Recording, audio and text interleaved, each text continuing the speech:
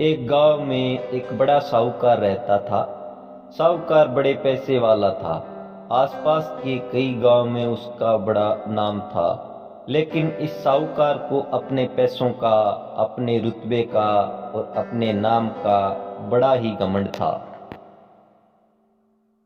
वह अपने नाम को बनाए रखने के लिए बहुत ज़्यादा सोचता था और बिना किसी के भावनाओं की कदर किए वो सब करता था जो उसे लगता था कि करना चाहिए।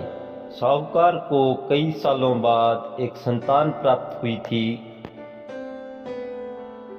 साहूकार ने अपनी इस खुशी को मनाने के लिए अपने घर पर एक बहुत बड़ा कार्यक्रम रखा, जिसमें उसने आसपास के गांव के सभी श्रीमंत लोगों को और सिर्फ ऐसे रिश्तेदारों को जो पैसे वाले थे बुलाया था। पास के ही गांव में साहूकार की खुद की सगी बहन भी रहती थी। क्योंकि इन दिनों उसकी आर्थिक परिस्थिति कुछ अच्छी नहीं थी, इसलिए उसने अपनी बहन को इस कार्यक्रम के लिए नहीं बुलाया।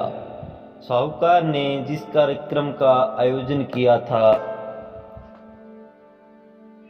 वह इतना भव्य था और इसके अलावा उसमें इतने प्रसिद्ध और श्रीमंत लोग आने वाले थे कि इस कार्यक्रम की चर्चाएं हर गांव में होने लगी। यह खबर उस साहूकार की बहन तक भी पहुंच गई। बहन को यह जानकर बहुत ज़्यादा खुशी हुई कि इतने सालों बाद उसके भाई को आखिरकार संतान सुख प्राप्त हो ही गया। बहन ने सोचा कि भाई गलती से उसे इस बारे में बताना भूल गया होगा और अपनों को भला कोई न्योता देता है। बोली बहन ने अपने भाई के यहाँ उस कार्यक्रम में जाने की तैयारियां शुरू कर दी। जिस दिन वह कार्यक्रम था उस दिन बहन सुबह सुबह ही अपने भाई के घर जाने के लिए निकल पड़ी। रास्ते में अपने पुराने मैले कपड़े देख उसे ख्याल आया कि अगर किसी और के घर जाना होता तो मैं ऐसे कपड़ों में जाने की सोचती भी नहीं, लेकिन मैं तो मेरे अपने घर, मेरे मायके जा रही हूँ, वहाँ मुझे ये सब सोचने की कोई ज़रूरत नहीं है। जैसे ही वह अपने मायके पहुँची, वहाँ का भव्य आयोजन देखकर वह बहुत खुश हो गई और उसे अपने भाई पर बहुत गर्व हुआ।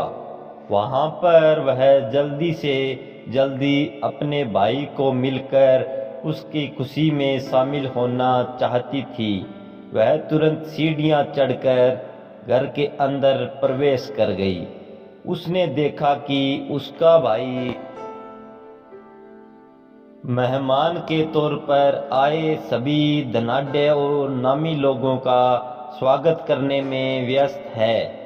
बहन जैसे ही अपने भाई की तरफ उससे मिलने के लिए बढ़ी, उसकी भाई की नज़रें उस पर पड़ गई और अपनी बहन को ऐसे मैले पुराने कपड़ों में देखकर भाई ने उससे मिलना तो दूर बल्कि तुरंत बहाना बनाकर वहां से निकल गया। बहन ने सोचा इतने लोगों में बेचारा अकेला भाई क्या क्या करे, जरूर उसे कुछ काम याद आया होगा, इसलिए वहां से चला गया होगा। बहन बाद में अपनी भाभी से मिलने गई। भाभी ने उसका स्वागत किया और उसे खाना खाने के लिए आग्रह किया।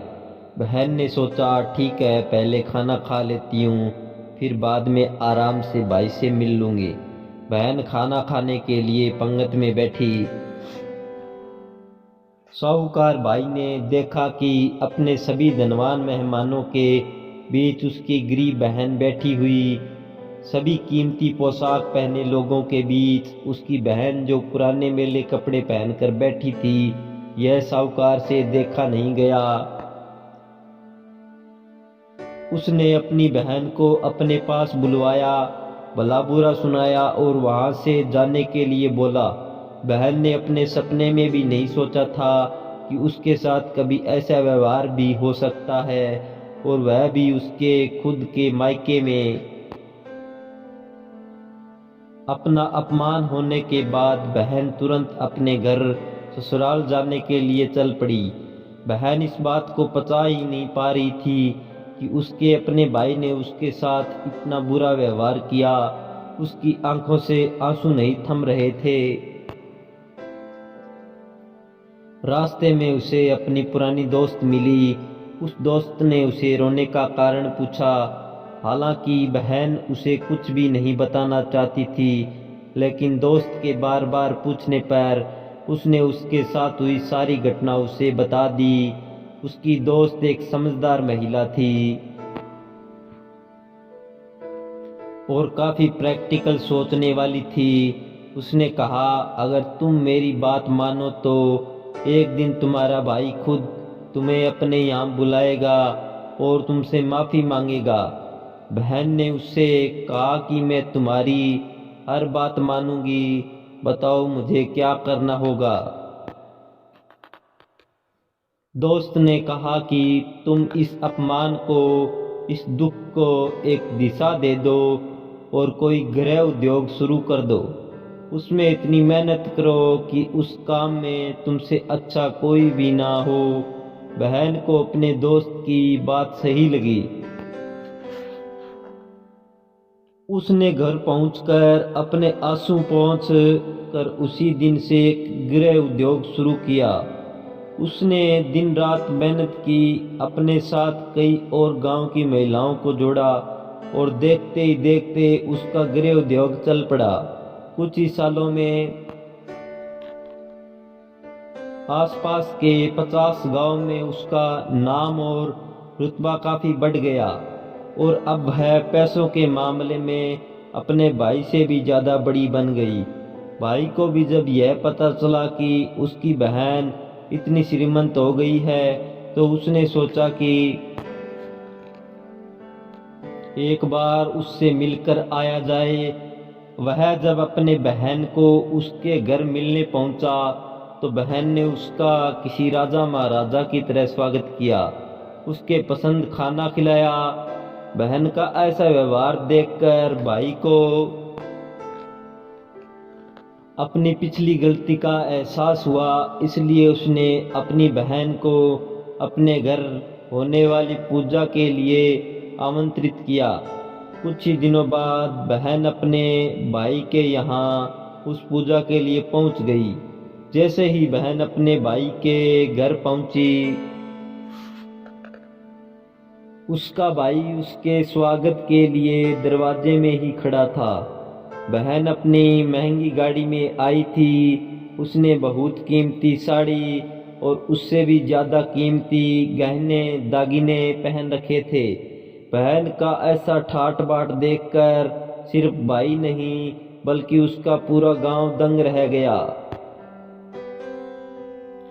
भाई दौड़कर आया और बहन की गाड़ी का दरवाजा खोलकर उसे बाहर आने के लिए कहा और बड़े प्यार से उसे पूजा का प्रसाद ग्रहण करने के लिए बुलाया।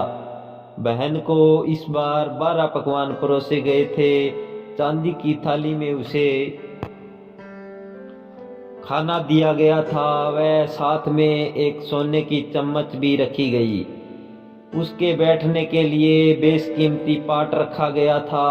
बहन को यह सब देखकर उसके वह पुराने दिन याद आ गए, जब भाई ने उसे बिना खाना खिलाए ही भला बुरा कहकर वापस लौटा दिया था। बहन खाना खाने के लिए तो नहीं बैठी, लेकिन उसने अपने सारे कीमती दाग दाहिने और जेवर उतार कर उस थाली के सामने रख दिए और खाने में से कुछ निवाले उन दाग दागिना पर रख दिए। बहन का ऐसा व्यवहार देखकर सभी हैरान थे।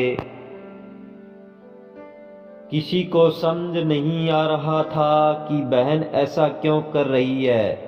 आखिर वह क्यों उन जेवरों को खाना खिला रही है।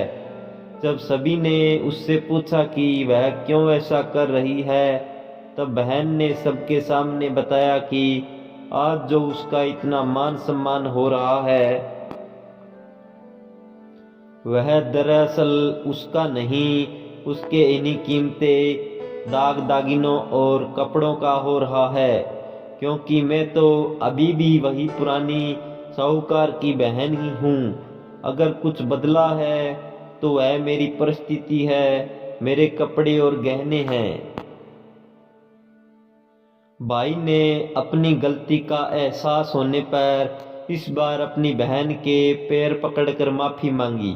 बहन जो पहले भी अपने भाई से निस्वार्थ प्रेम करती थी, उसने अपने भाई को माफ कर दिया और उसे गले से लगा लिया। दोस्तों, पैसे सिर्फ हमारे जीवन को सरल बनाने के लिए हैं, जबकि रिश्ते जीवन में मिले किसी वरदान की तरह हैं। अगर उन्हें सच्चे मन से और निस्वार्थ भाव से निभाए जाए, पैसे खर्च हो जाए तो आप बाद में भी कमा सकते हैं, मगर रिश्ते खर्च हो जाएं, टूट जाएं, तो दुनिया का सारा धन भी आपको उन्हें वापस नहीं दिला सकता। दोस्तों, उम्मीद करता हूँ मतलब का रिश्ता, दिल को छूने वाली कहानी आपके भी दिल को छूने में कामयाब रही होगी। तो दोस्तों, कैसी लगी आपको हमारी कहानी? अगर अच्छी लगी हो तो चैनल को सब्सक्राइब कर देना। हम आगे भी आपके लिए अच्छी अच्छी कहानियाँ लाते रहेंगे। धन्यवाद।